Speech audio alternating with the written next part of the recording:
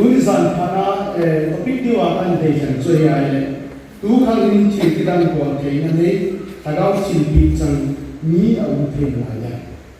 ta duma ni ya lo wa ne ke ki ha ha a chin thei ta chin kal wa na ngai ma de ni so da trainer su ni tu lai ta ba noi koi na ka chai ya chu tu khang na hin chil kidan ko thei na nei tagaw silpi ai lo tagaw thei silpi te Hagao trong sắc chung chung ông minh, hagao bu ông minh, hagao thiên ông minh. Ya cho hagao thiên thiên bị chăng mi ông thiên là dem. Thiên cái đó cái tiền là magic hay đâu. Chắc chắc magic là số cái bộ đấy đâu. Ikem ni ti ai yang bayar zot sa thiên na, mi cho komu sa thiên na. Ada ai đâu le ana adam lâu dan sa thiên na ai đâu le. Chỉ khác chân gian nó thiên na. Hiện chỉ hiện tại bằng chính bị hi thằng áo kia na cô na ai rồi thằng áo chính bị cái hi hiện chỉ thằng áo kia na bị rồi là quay mà chả anh này quay mà chả chẳng được hi thì giờ chú cái hi là thằng áo kia na bị cái đang bol kia này bắt kia là sao lúc khang in ông kia na lại đem hiện chỉ tụi đó hi in zo khát để lúc khang in bắt kia nên cái đang bol kia đem tiền giờ giờ được hiện chỉ lâu đi lúc khang in bắt kia nên cái đang bol kia na lại đem thì à hiện lâu đi bắt kia phát thấu sinh til cái đang bol kia phát thấu sinh til cái đang bol kia xin bắt kia medical anh nói là phát thấu cho mình là bol kia à tiền là anh nói là bắt kia medical là bol kia nó lại đem thì giống như vậy tu khang là bắt kia til cái đang bol kia đem thì lâu medical là bol kia đem thì giống như vậy anh lâu giống là bắt kia tu khang này à hát chân nó trồng à hát chân nó trồng hồ medical bol kia na ai đâu đấy, bắt chi na cô na, hiện tại bằng chụp chụp bít chân ông thì mà lại đem ai đâu đấy, bắt chi na cái thế mà lại đem, mi khát cho thật sao chú healing ball thế na, ai đâu đấy, em bay lắm cho sao thế na chú, cái thế mà lại đem chi giống như vậy, ngay sau khi na pi luôn là pi bỏ hết rồi, mua trong cố cũng mua nó mà cũng ăn cũng sợ luôn là bắt chi na bỏ luôn vậy, ya chú hiện điều gì phân từ đấy là do cái là chú độ hi năm tờ là hi chuyện mà ta bằng theo các hình dễ và thì những tu khang in đam sắc thế na thì ha mò độ thế na bol mò cái đam bol thế na thì biết ở đây là sẽ là tổng ông thế na lại đem tu bằng pastor Owen evangelist Owen ai đâu là tung bia ai đâu là sol sa ho bằng amat sa apostle sol sa ho thì là tu lại thằng apostle mình tự nhiên sol sa ho bằng itu bang seperti ini aman sa atu pea tagaw kim kim chan ông kia lại đem đi zo hi seperti ini abol mo na bol ki dunia nang aman sa le si tha zo no bol ki aje tu mi pin tha sunga seperti tagaw kim chen hi mi pin tha tha nei le si tha zo na del bol ki si tha zo na no bol ki adam mo kha na tau pi na tam ki hiling chu nang na bol ki thani na seperti ini bon sa ba e ki hi ai vang atung pea apostle lo bang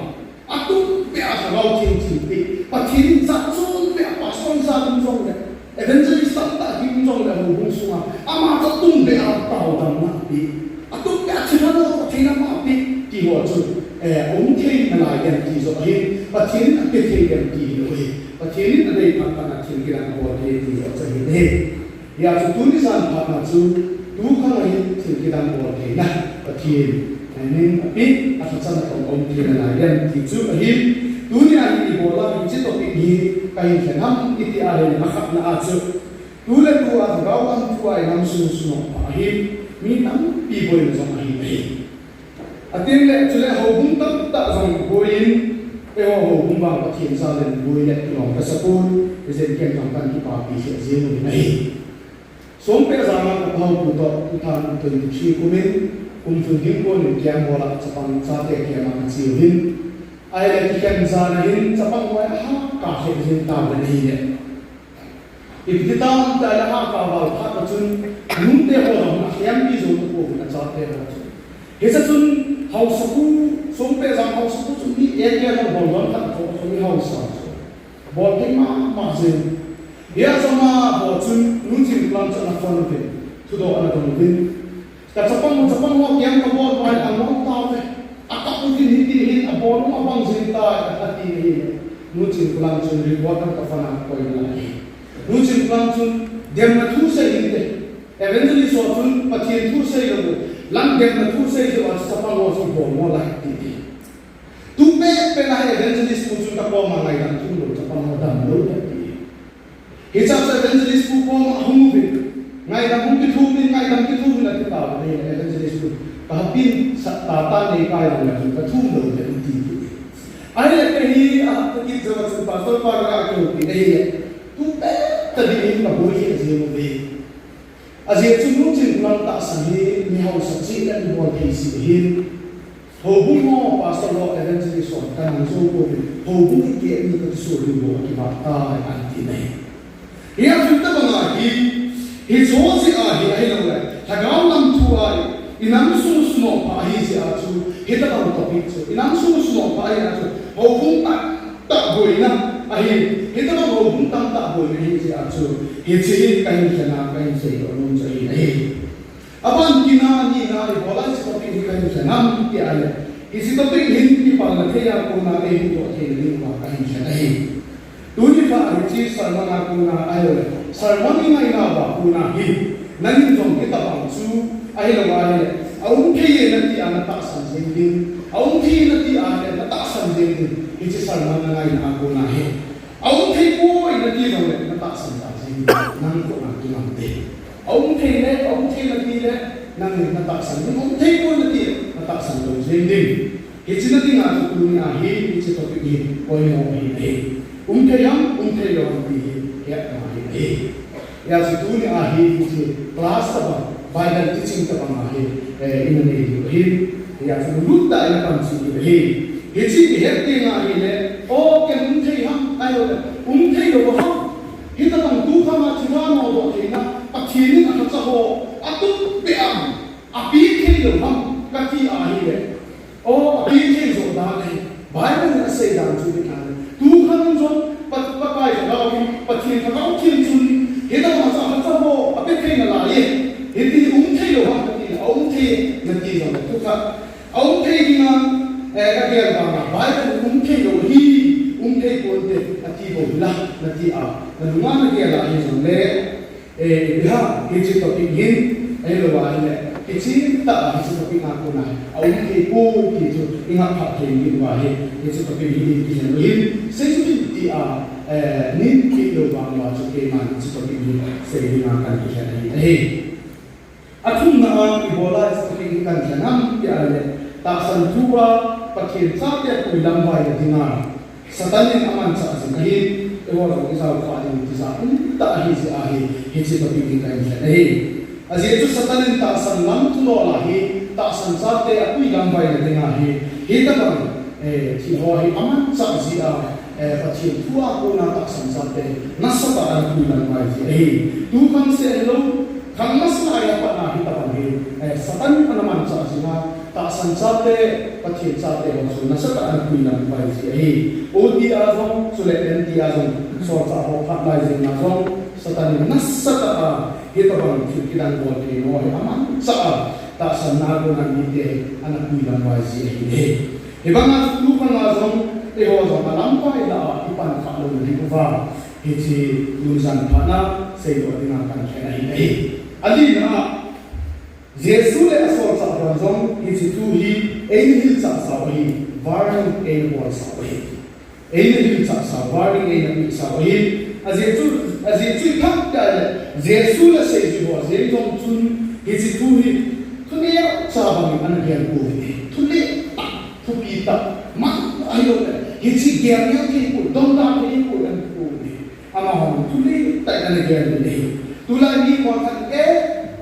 Nalu le. Dia tahu halo ada. Nalu le. Cip berumin. Cip berumin lang. Dia macam dia ini. Ni bukan nasi. Dia loading, boy loading, nasa loading ti agya jom ni tam tak loading ay banga pakai saya superstar at say then ay wala so sa buwan kita bang tuhi hindi hindi tante hindi po tante tin jom anak yan bobin anak do kita bang anak mai do ay Jesus la so sa buwan anak man va anak do pi chu ehon ahile anh đi tán tê thì áp dụng mỏ quay gì thì sao mỏ kia nhiều thì mà đón nó quay gì thì nào Giêsu đã so sánh phần một cái đồ bị bị ai ewan trong khi nào mà anh phải hi chỉ có bị anh phải nó sắp tại cái đồ bị yêu hết đó bằng thuyền phèn bắt lại cuốn là thuyền cái đàn bò đi được rồi nó sắp tại hoàn trong cái nào thì cái đồ bị số tan tê ti tan tê abang nung cái bò tàu đi thì hiểu đi ti bồi ya răng cái nào mà nằm sắp đi cho quay một cái chỗ cái chỉ có bị anh sẽ có đây ya chừng lùng tóc như là thiên cao theo mong hình hi thì xây sa hi first John bùn đi là chẳng hạn cái mong cho anh xin ta lại sự ngày tết ho ngang ho phải lót tất cả tạo sản hi hi ama ho chu và thiên na quân hi lâu hết nó đi hao ho chu ho tôi in phát triển gì hin chỉ chu ban mới đi xét chu ngã thiên cao theo tâm tạo số cổ ta hi John hi xây duy Giêsu nung duy là adina achigei pen le ama achapang pen akum langa se dinga zong achapang pen sol cha hola adina zong achigei pen ama ani ne zonin bichla hin gau thu zong ama hin zonin achai na pen zong gau thu zong ama ni sunim aho bumi te ho ai la wa gau thu chai na su to zon kyo se chi zon revelation na su to kyo se alo ni chi zon thok khat na hi ama ho bumi te ho ta sansa te ho ngày te ho anati ei juda te tan dum suya hi juda mi hi lo ka ai lo ga apin khom pi juda mi hi lo ka chu ngày te ho so ti te ho ti chu ama ha ko na sai lo ka hi ei juda mi mo juda ni suma te ho ko chu so ti te ho anati bin sidang bang te ho chu ama ho hin so ti te ho ati lo hi pe ze lo hi ei zon hi juda ai lo wa le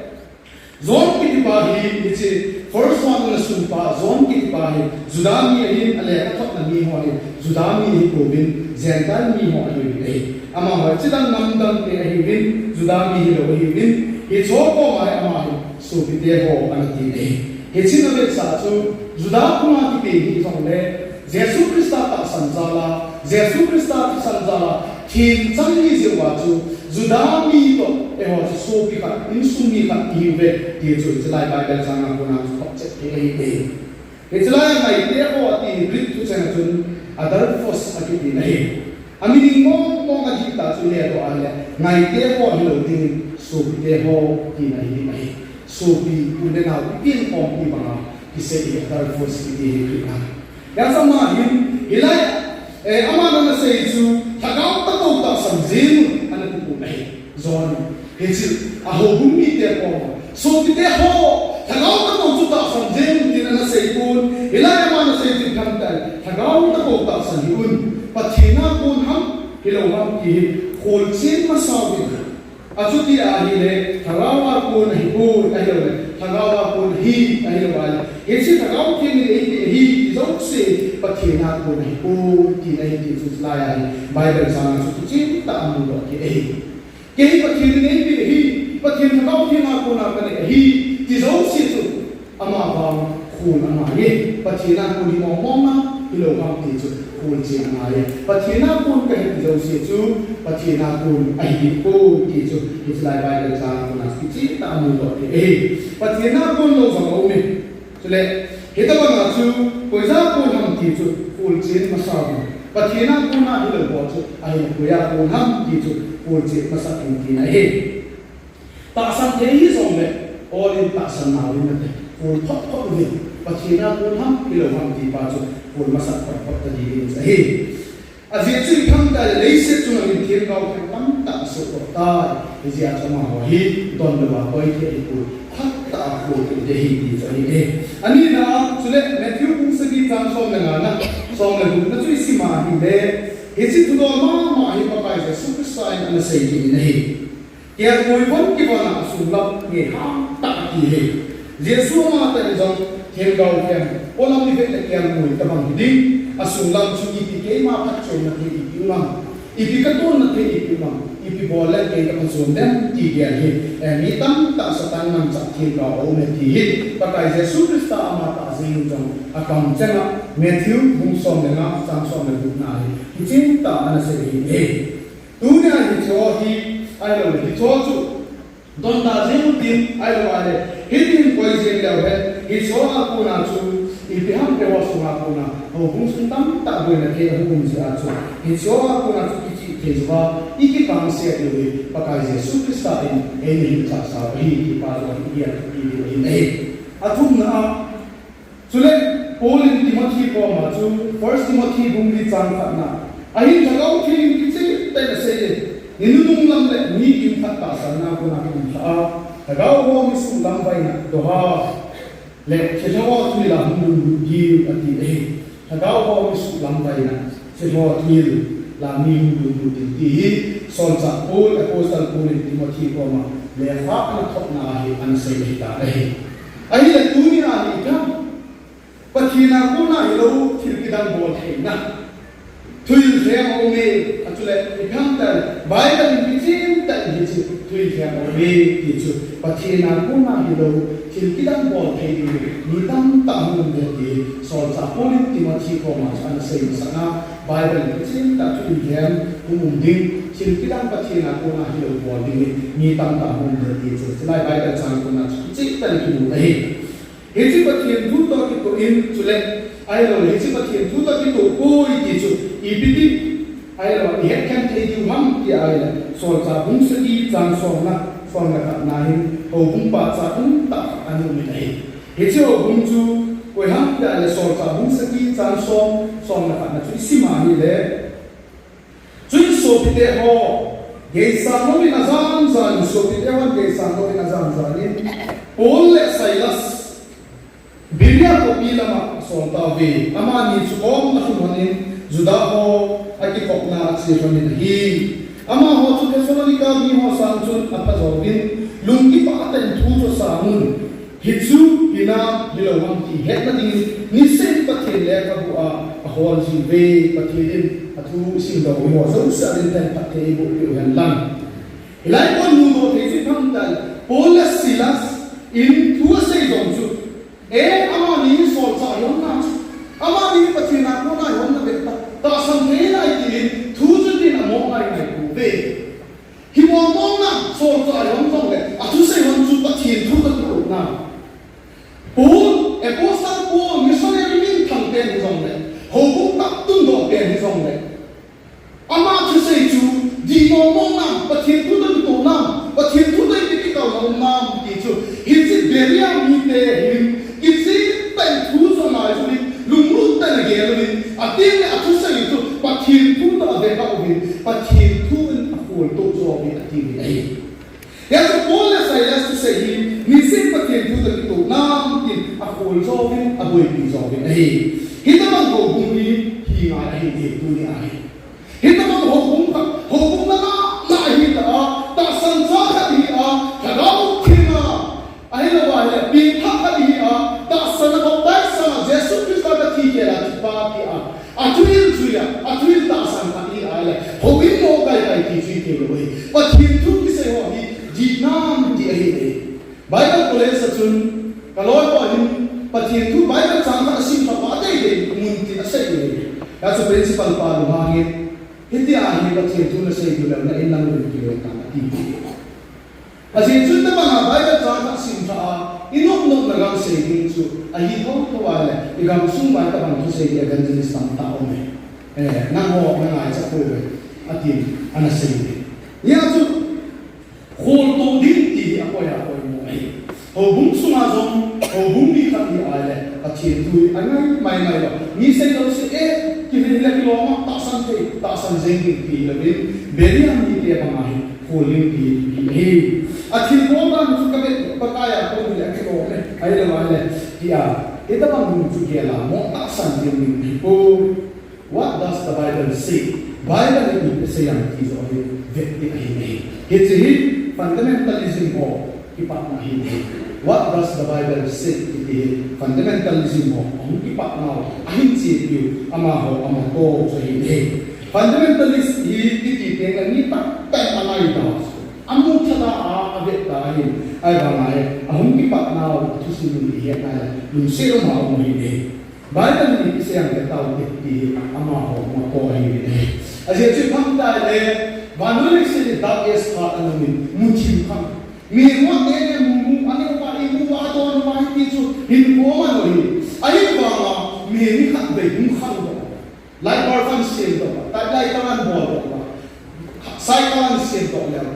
ai le science na ho bung su ma science su kha liberal fan tha ho chun science an tha ko pa ba chu science nang do chu mi hong fan tha pa na hi ho bung su ma ho bung ba han la ho che na chu I ma sa an ke no science so chu an ha pi sa pa ba chu ama ho hin even se kam ta le Jesus Christ ma ke na pi chu an pom ta ko ni ho bung chu an pom na na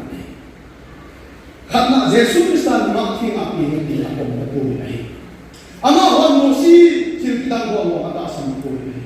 Asin tu dunia pandai tu kewan di bola cycle zigzag kalau musim dia ada tu tak sampai wajib itu. Dunia ini hubung sungguh hubung sungai lain Bible di kau lain ada science. Bible lagi sewa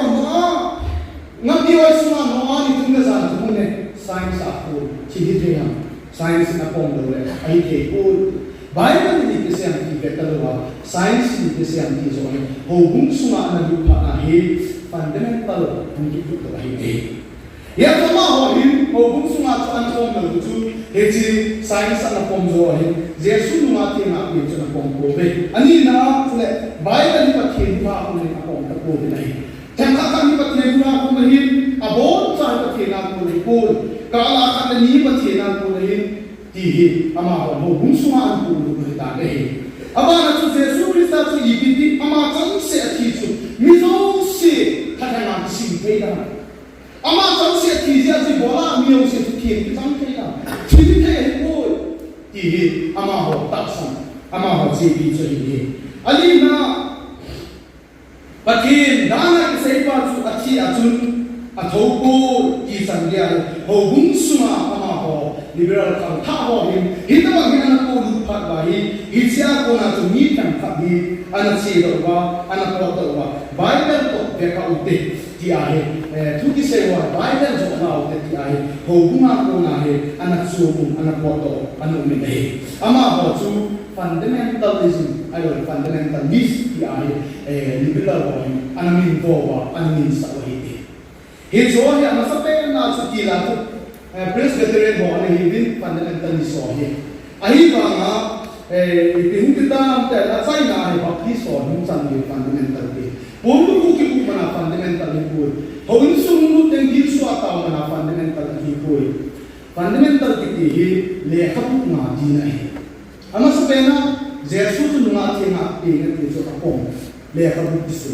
Ani nama baik dari pasien ngaji nahi. Atun nama ibadah pakai Jesus Kristus ini misal sekian lagi lagi. Alina Jesus Kristus tu aci atau kini jihohi. Apa acol dia tu na acol tu sesuatu ama anak suku ba anak tasan. Hiji tasan lekap itu fundamental kini. Lekap itu fundamental ini. Hiji acu topik na omai. Hiji topik tasan ozo sesuatu fundamentalist ya he. Kita so kaya ini. Ya sebelum sesuatu tak ani ini. Hejia tu fundamental mundo dalam he Bible ini kesayang Bible tu dia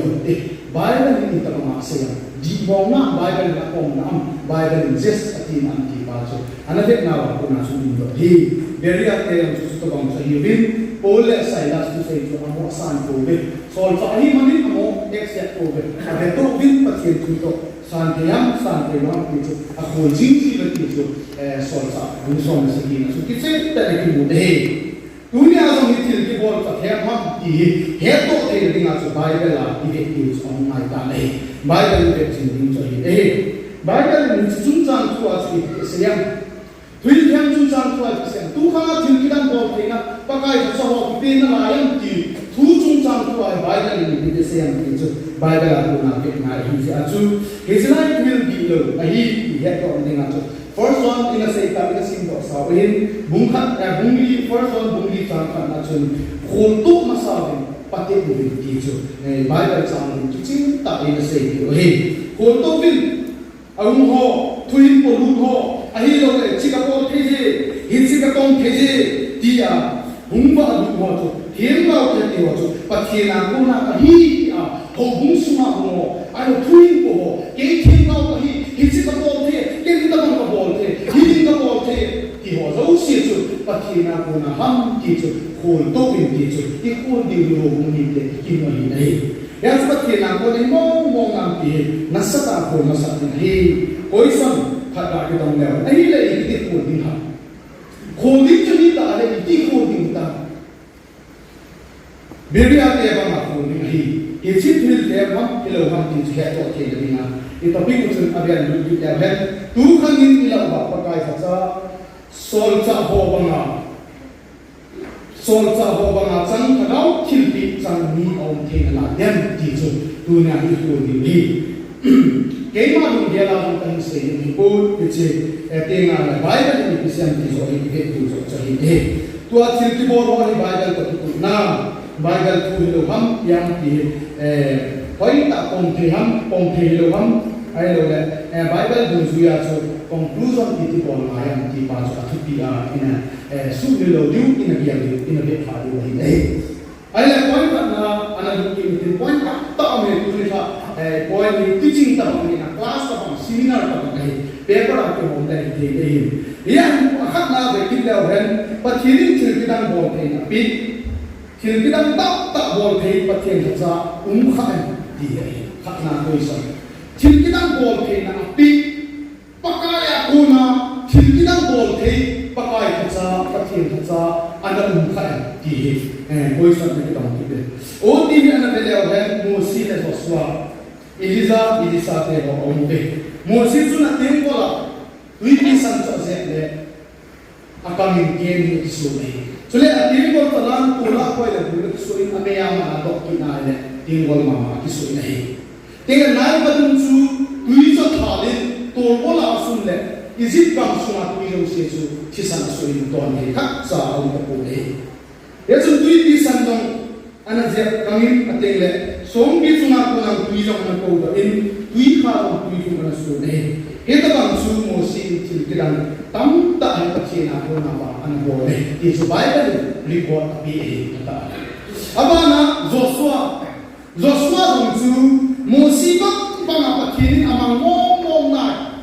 pachi man cha hi mo na ki chu a pho che the ni na chu Jordan ba dong chu ba dong ne cha hi ma ma chu azia kam sa pachi ni an azia kam sa ai le ni bo la hi mo si ai lo Joshua hi mo si pa na hi bo la pachi ni na sa ta mo si an man cha Joshua man cha chil ki dang bo na azim ki ni pachi ni azim be ya chil ki dang bo azim chu nam khat tum bo na ding a chu pachi ni mo si ta man cha chil ki dang za chu an bo la hi nei so le Joshua man cha man cha chil ki dang bo la hi abana Vekil yo hen Old Testament na chung chong kha chongin Moses le Joshua pa ke chai zo pa hum chi ai le pathinin Elisa ai mang chakinin sule Elisa dong ai mang chai pathinin na sa ta in amani amang chan thil kitang na sa ta thil kitang ta ai bo ma ni nei he heading Elisa student mo to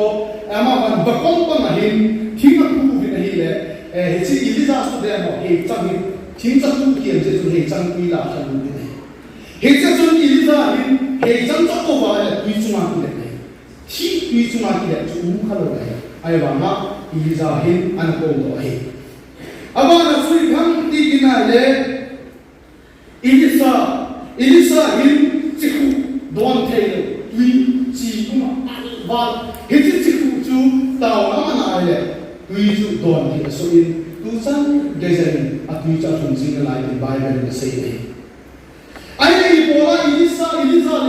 hi pathirin ni ba man ki nam ta azin chu thiem kau an tun do in pha na pathirin thiem kau tun do na ding chu miracle bol ke na ya chin ki dang na sa ta na bol cha thiem do an tun do ki ai hi ta ba chun aba na sorry Mosile Elisa te wa chun he ta ba chun thil ki dang bol an bol be ai ai le NTI ke na Jesu ma ta thil ki dang na bol le Matthew bung ke chansom le ko si ma le event cha chung na cha chung ni pa kai Jesu Christa an su da me ke cha ki mu apol mo mai ana kam ko ana tam mai Ibola pakai Yesus Kristus kita bisa coba dan pacien capa hina tak lama tinggal. Miem tiada mai pacien aku dah ngomong ai. Akhirnya pacien capa ngomong ai itu. Hecet tinggal. Pakai Yesus Kristus amata pacien capa miem capa ama title ngomong. Daniel bungkungan Yesus. Miem capa pun soal dan tinggal tu kepa miem capa pacien capa itu. Yesus Kristus kaya itu. Project dengan pakai Yesus Kristus amatan kita kena bola apun mo mana campur damai akhirnya apa nak seju itu solsa abang kita kena bola kita Yesus dah solsa abang kita kena bola Matthew pun solsa kena sudah mana seju solsa ni orang komen atau bin hagau no mangin le ida inam kim le nan kim dam sa ni ama ho tunai na hi Patina kuna mong pipi ama ko. Pakai Yesus Kristus ama tanya pia tunai na pia. Sihakan gay mo ho dingle. Hidai nang kinbit so ko musa din ko mo ko sa din ana adam no el bai lam so sa din tha ki pia ki so le. Hise na ki so ho hi ama ho chuni kindam te thilkidan tam ta ga bol le hi le. Aki pa ubin pakai Kakak sih udah nih ya, nang kami ini kita tak tak kabur, kita tak anak tak ada mau tak kandang, saubin, ada banyak sulit kita tak kirangkan boleh kita jumpa ini, pakai Yesus Kristus makan jumpa ibu nih, lubung son dia buat susi mana, hati nanti sumber pakai Yesus Kristus ini, tidak mau tu saya jumpa ibu, hina lihat apa nih Yesus jumpa soalnya, nanti itu soalnya, Yesus lihat saya jumpa soalnya. Kita nak boleh, ayo le, Yesus solsa ho, bosa bolong, kita nak kita nasapak tak boleh. Sudah le, banyak ngomong record boleh dia. Sudah revelation, tu pun do, pakai Yesus Kristus amata Paul, anasa apostle Paul solsa Paul, solsa zone amata anasu. Revelation bungson nak kasi mahal, tribulation tinggal, Yesus ganti ko segi akib tu tak le. Silkidan bol kene de Mosi Elisa bana silkidan bol kene ni bana guna kumbe ki tupon do musom na ta chit ta ki ki ni tua ini so do seo di ikampe pathina kun mong chi se la pathina kun mong ho so di sing bol ai ana pathina kuna silkidan bol kene silpi chang anum ka em ti ai le ni anum ka Mosi akan Mosi la Joshua ame anina Elisa ame atunna Yesus la solsa pe ame alina relation bungso na kana bungsun lo na bungsun de pathina ko mo chilkilang ko in mini ba na ko na bungkung ta de aman zongi au ne ti su bible la ko na imu do so ni atuti ala ko son ni na Suti apa kini cilkidan bol kena big ni au mahi le. Hidia cilkidan bol kena nei so sietu patinin ada mazo sesanga aman zo le tun asza hi kia atun be aza bol sini buham. Di so ini. More ama pastor ai lo le how to KBC ho hin ama pastor ho to hin ama hin tau dam pu kahi anatin ni ana tau ki ana dam ni. Ai kita ya pun sun more semua pastor ho so tu min chinging go ba ma gyan ta ni koi ma sam pastor more semua pastor how to go ama pakai nama pastor dan mas kecil nama lo dana evangelist dan mas kecil nama lo dana how to go se ama bo hi kecil nama atum pe apa anak samu hice more lang anu ni Itu pastor how se kalau ngomong ibu anak dia lebih ya pastor dan pastor thinking go kan anak dia imat saja anak dia lebih bang apa itu lah kita bang cinsu mungkin kulang go lama pastor go di imat sama go cekap putih pun lama pastor go aja dia apa yang hitam tak dihijau itu se orang tak lihat sini tu kau mau ini Uang ni bola di tam tak boleh dikatakan ni. Ibola di undang dan ibola itu uang min Yesus mina apa jual. Cinta mina apa misal, kalau siapa mina apa misal, populer apa mina apa misal, ano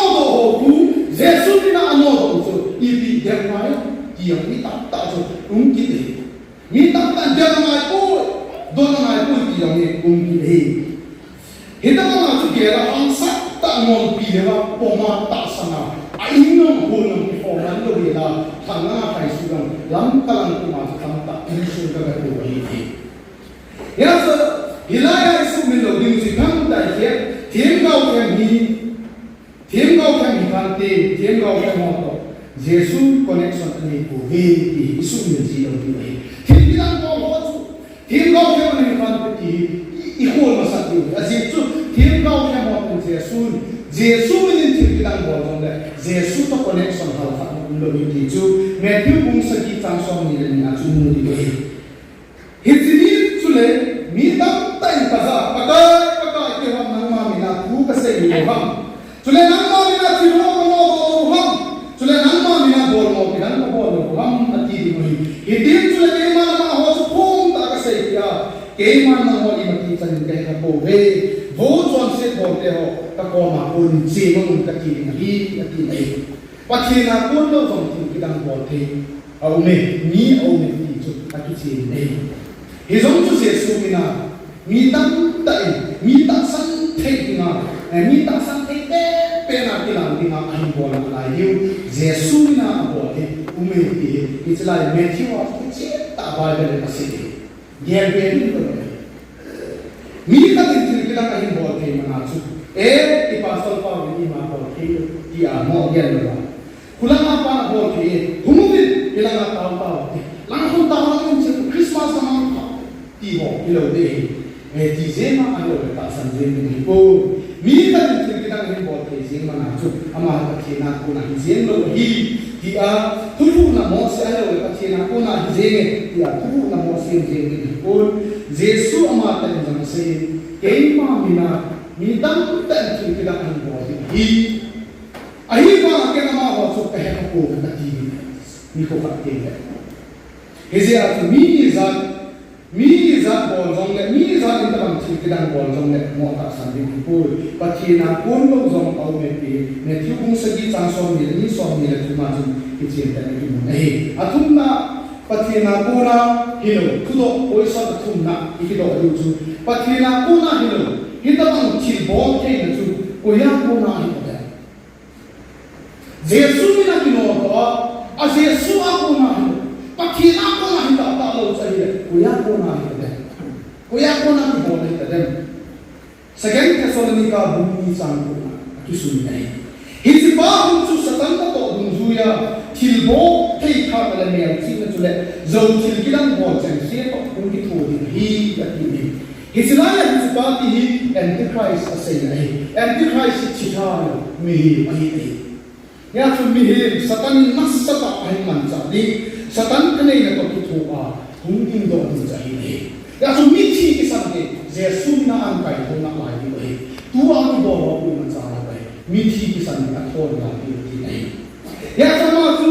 thane na power zo chi chu men chi na hi chi antichrist satan na hi man cha pa jesu na pa san sa ke ku lam bai na dinga a hi man cha pa jesu na thi ki da hi bo sa mi pa chu satan na ma chu powerful a power zo chi a pi ding men chi na ki dang bol mo ki dang bol theina ki so zo se chu aman cha ding hi ti sa hi nei tun antichrist si koya ko na hum ding ham ki ti a hi ne ki chin ta second Thessalonica bumi chan ko na chu isim do na chu se ta bi ta bin ibe na hi ne satana ko na hum dei pathina ko na hi lo chu ki chin ta satana ko na hi ki chu chilai ko na ko che na ka hi nei abana mi ka chun thil ki da bo ke jeng ma na ai lo thil ki da bo ke na nei da pathina ko na hi lo chu e se ma satana ko na hi ho satan ki ma bo ke lo dinga igel ba ma chu nasata satan ni thil ki da kam ta hi bola mi tam ta an pi lang bai hi koi son adi na tu do adi na don ki nu tin ami de lang bai ke na satana ko na hukum do thil ki da bo ke na bo hi i bi na ka ke na kham tang lo wa a phal zo kham tang da adi se kami de lang bai ham chu do ho hukum sun ki hem ka hi ye ni ki so ga ba hinse ki koi son ki ta kon te ti a ba che ni a kham ke lo ham a za da ke lo ham ti bola ka che ni hi zo hi a phal ham bol dinga akasa ti a bolinga phalham ti a le tu khang se lo hin Bible ma ma le ti be esi khang ta tu khang se lo khang ma sa pa na jom ni ta bang hi mi dam ta sa ta le na man cha na kui lam wa hi helanga kul pi na pa ti thu i za ki sei ba na ku kulama mi khan ti pi na ko le langa thu ki sei chu zaro ki so a hi chi langa ki bo bo mi dam ta ta sa na langa pa ti thu ko ma na sa ro ti ke ta ba ngai sa ta ni na sa ta khang ma sla ya pa sa na tu hi Jesu ni poli ti a le thong tho a ko se i chang ya ne na mu i chang ta a chin ti dang ni langa ku ki bo la hi langa a ki bo lo si a chu mi bo na chu pa kai chu mo hi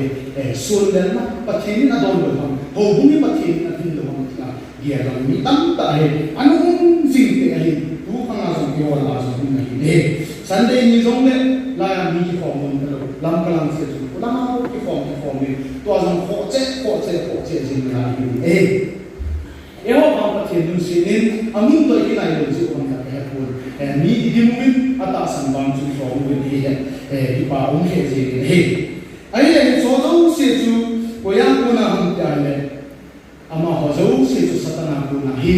pa thi ni di bola phalham ta le Deuteronomy lam chu ke na le pa thi ni na phal he Deuteronomy bung so na tu na isima le chen ta pakai Yesus Kristus pathinin ama na sei Israel ta te ko ma chu pathinin na la pathim ga ofem din jong ahi phal ni hi nau tu sei mo jong asai banga hungui fun na lai ni hi chule nami mu chang ta pathim ki dang kam ta hi bol ni hi chutin chule ama ho hungbo ke pathin cha ka hi pathina ko ka hi ahi ti ni hi jong le ta san hiun an zui kun ati nahi Israel ko na mu do te chu kam iti ale pathini di bola hi che patham ti ale azi kha an nahi pathini aphal azi chu adam hi pun ta san na pathini ta san adi de ke ni ma pathini an phal di nahi pathina ko na hi mo am ti chu ta san sa ten ta pathin thui ko to wa idit to wa idit de ke ni wa chu pathin ta bang chi ran ama ko na hi bo ni azata lo din pat ta an phal de ti chu Israel Deuteronomy bung song le ma chu chi ta an ki su ta ai ya stu na ta bang te sa on lo wa ni ma ta san chu din de lo ni zumon to dong chu ako to te le zu do di bung ta lo reaction ta on jin wa la ma wa na ta san na so ti pa te lo wa la zumon chu ata ham ta ke mam ti ne ke ata ke ni he ke di na chu reaction ta chen da fa hum to wa zum na na zo chu to lo ti le zumon ta hi ki ke ma chu thil ki dang pa ke na ko na lo ki bol din Yesu pathina phal aboloi pathina ko na koi ahi ati chu e wa ki koi to wa ita san bi pa chu Yesu pathinin e ho a ita san ma ate na dinga na ko hi amin koi sam chai ni to la chai tu kan en chi ki dang ko pe na pa kai sa am na la ji chu mien koi sam he Yesu in don i don bu ho chu i tham ta le ta gao thil pi chang pathina cha ume e ni anu ume pathina ko lo thil pi chang jo ume ai le i bola pathin satana ko na hi cho i bola chu ana sa ta lo phalham ti ho chu in don na hi ya chun second koran bung som na ni tam som na ni chun sin ki len ta se jin so cha hi na mian chi na ho zo se na ho la a tho hat to ki tho a mian chi na tin chang ki bola mu ki dang chu le thil bo te ki bola hi koran ni te ko ma he chi ani pe na so ta ko le le ka na ta na hi ta se din ke ho pathin cha so cha ka hi pe ti chu proof hot che na dinga hi Istabang thil bilang bol ke to ABP ai so ta ai ki so ta pol koran ni ke na se ai bola poster wa thil bilang bol ke bi ham asi ipia asi ni asi tu ho bung foundation ma ho hi ni ya tu so ta ho he lai bung ni chang ni si ma le hu ni na lo pi ta na sam mo la ni wa i so ta ni muham jesu ma ta na ma se aza ati sol sa ho ati nahi aza ke hol me chi na thil ki dang ho ke to thua ka hum se ju ni na sa wa na ko wa ni ti na so sa tu ham ti sol sa kolin he right ai lo la so ta họ hi bắt thiên anh cũng anh mong cái gì họ chết na ai rồi ama và bắt thiên số đấy mong cái gì chú bút chú cái chuyện tại Hebraiam chú anh đi bộ này hu hin na chú anh cô leo à họ bung cái tung đô đâu lại kita bằng cái số cha ở đâu hi bắt thiên số cha anh mong nào vậy Jesus Christ amit ta Jesus Christ ama tên số mong na cái chú proof chú đi kia cái hàng kia miền chi mà tổ bắt thiên anh số thà hi ya so me chi na to tu a ho hum na sa ta so ana tun do wa he che ho hum ana tun do zo wa he sol sa thane ya ba ni akila do ta ti sa li he as ye to first for an hum song na na lam so isi ma le chi ta ku me nen so ku ni ka tin aba na zo in du he sol sa hum song na lam so na le sol sa pro ju ke hi apostle wala ati ka the least ati a fu pe asai na pen ka ta na ti Ini siapa yang makan ini? Jadi soal sahaja saya yang kita ini soal sahaja apostle kita orang macam itu orang yang begini ni. Tu kan apostle tu malah cerita kita buat ini tu soal kami kita ini. Ya soal apostle ini Koran tak nak musuh dengan mana tu. Jadi soal sahaja saya nak akit saya kita keban soal sahaja tu soal sahaja kita saya biar dalil alas kita ini. Kita tak nak buat hukum kanan taute. Patienin bang sini kita tak na bolin, ati na bol mo. Ay na tak so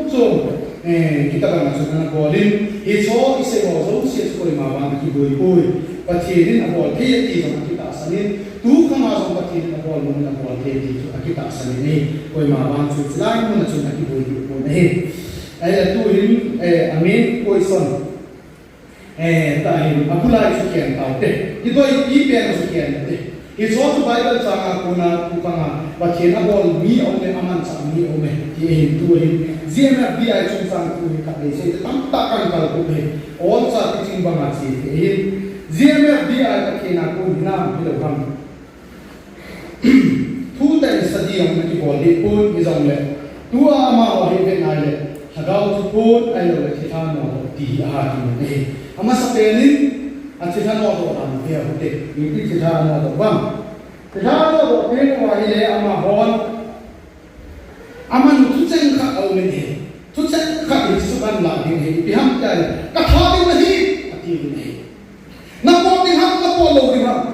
na po lo ka tha ding nahi ati tuchen man nahi nahi ai tu koi som ta ka ki dong ya gan sila su thagao hi Thagau tu citeya, thagau tu citeya mong di jahe, thagau tu citeya wahi. Ahi le citeya lo kat koma tu, kathau nahi kiti tu citeya. Citeya lo kat koma kathau ni nabo to lo kathau nahi abol wa. Kita mang abol tu ahi le citeya lo kat koma na citeya kiti tu. Citeya tu nang le sama citeya lo ni ahi tu. Ati pun mang le sama het. Kehi ati thelo dinga sim tahi mu thelo dinga to sona dinga na thelo se thelo ti thelo dinga sim pe ti chu nang le sama ti tha chu het chu ai. Ai le ama ka tha din nahi matia. Hi san kya san no ai le. O ati chu ti tha. O tu ai ke do nu pati tu ai ta pun ti chu ti tha chu asuna chu ti chin ta het. Tua igel do nui pathin tu heta poi ati thelo kha thabi ei go ni ati thei poi ayo ama hi che na me ke ta ama ai dai ta bai ke ta pathin tu heta ta sa me ati thelo kha thabi ei go ni ki che na thei ta ama hi dei ja ko thei ta ki chi tha su na sa ta he te ti thelo ha khol ma sa din chu ma na khol ma sa lo he Tidaknya kita lawan support masak na. Zogi mo dengan jong le. Waham tak pati seri ale. Zogi seri dengan jong ni tak santai dengan seri yang tisu. Agian ko jong na ini. Ayi telo ati telo ko ta na chi dengan kita ayi te boy. Ayi ba support ai. Pot kini tidak. Ibisnya miti ale. Kicik mana ni? Cihawat. Kicik mana pak support tidak. Pot tu. Mungkin kita cekna seruan mentai. Hijitu akan lahir kita ilo pak kagau tu cipingan kisam tu adilo number 1 2000 sekote. Ani na kagau tu pun pun kita revelation ini, revelation kita ini, revelation apa nak Bible kita ini. Tu pun orang le Bible kita ini. Revelation apa nak Bible kita ini. Apa yang mau saya cakap ini, anak susah sih ini. Apa yang mau saya cakap tu pun dengan bola, anak susah sah ini. Minimal bina apa yang mau saya cakap ini, anak puna, ini aja anak pun jalan siam ni ho anak heksa sih ini. Tu thagau pun tak ada wajah, ini thagau pun ada wajah laya simpulam, laya thagau pun bu belawan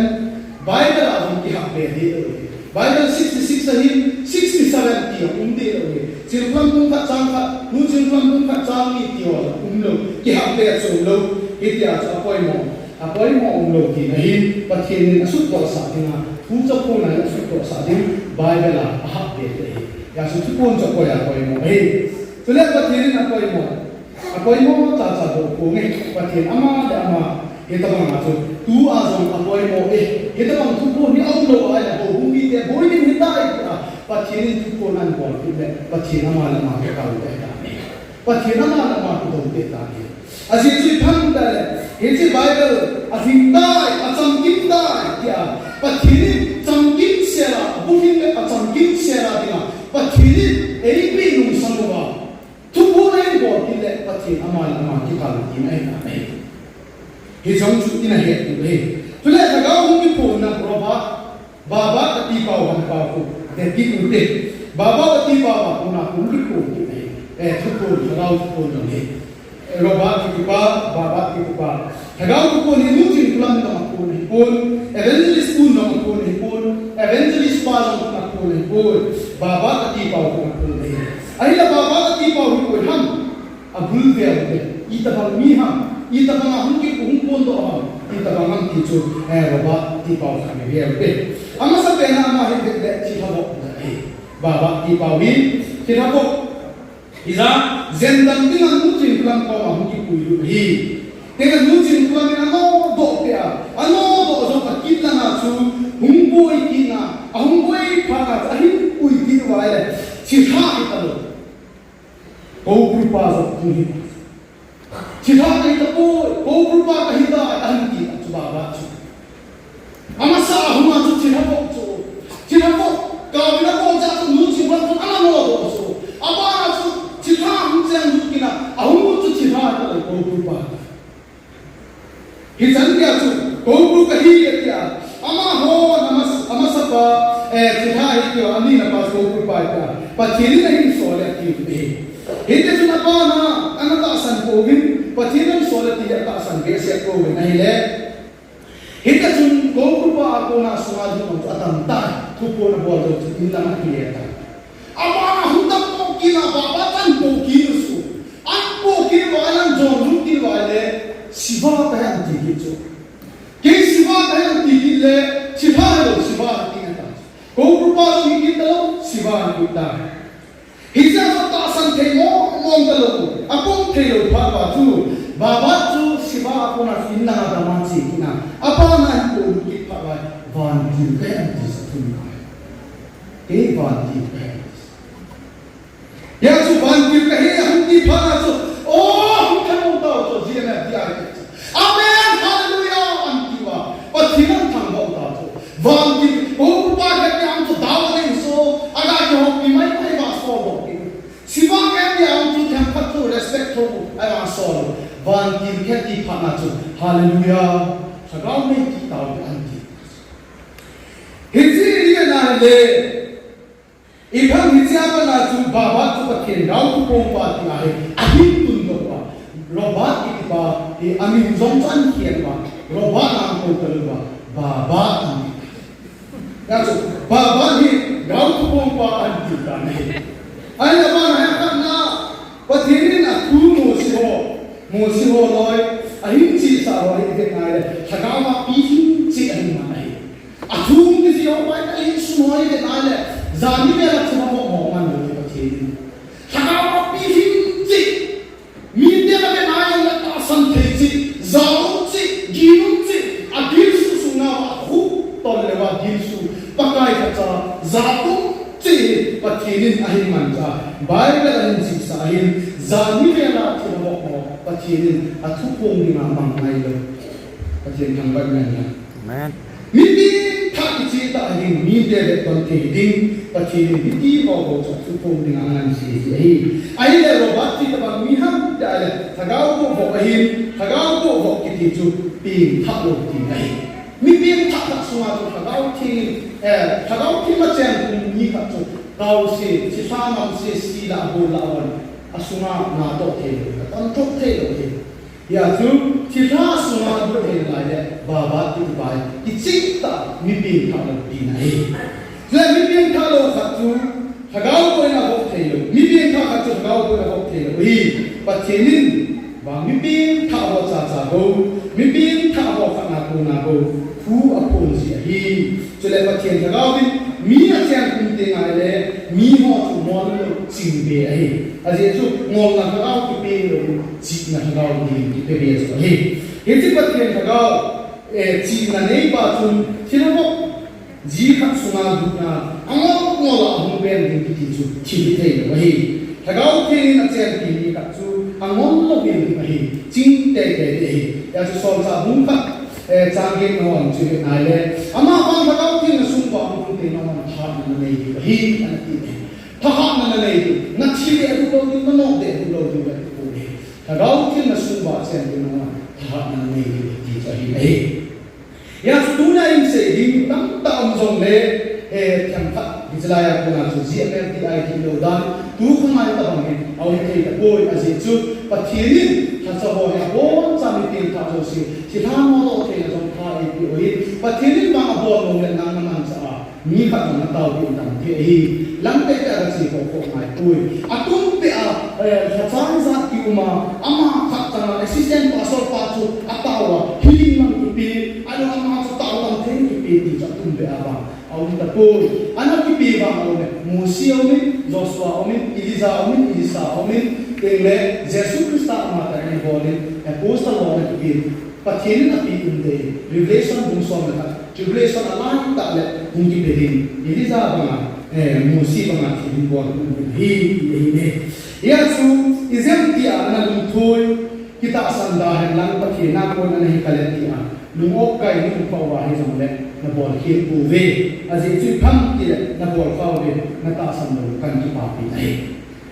izem ti adu thi ma a khai khai ma le ken ki zia de azi chu pham hoi ta tu ni san ka ni dia de gu thi ma khai ta lo di fa na de pe ta lo di ita sam ta lo di azi chu ki chi ta ba de le e chu chu ko tu di ai pa thena ko na hi lo dan ki chi ta ko in su ta lo hi in se ta it's come out from the way. Ya zu ni han lo ju wa ai lo na ta san ka zong le pathin ko ma ngai dam chu ni paka kan he thin lo hi kan ta san pa hi ni ngai dam pathin ko ma ngai dam chu de chu le ana he a ati ko ti a pum za kya din ti ho paka Jesus Christ na chung che pa tu kan sejin chu le ka sa na zong kan bi ya se tu ni sa pa na ka so ta bu na he ji ti ching ta na o ta se ya va le le a thu do bo la ki te ai ba ma tam tai chok tu wa he jo su se ko hin ya sa na ta sam lo ana pom chak ke ho an ti poi ti he chi ho na chung che ba ki ba tu kan se ma ba na ki ya ma sa ma ko tam ta on de hin ana pan de chi te ti tin a ke la bu ti ma chi ho si ta lo ni pa ka ni ki ti ko pa ke ni bon ta wa de tu se lo ta ke ko ki ta len ka ki ta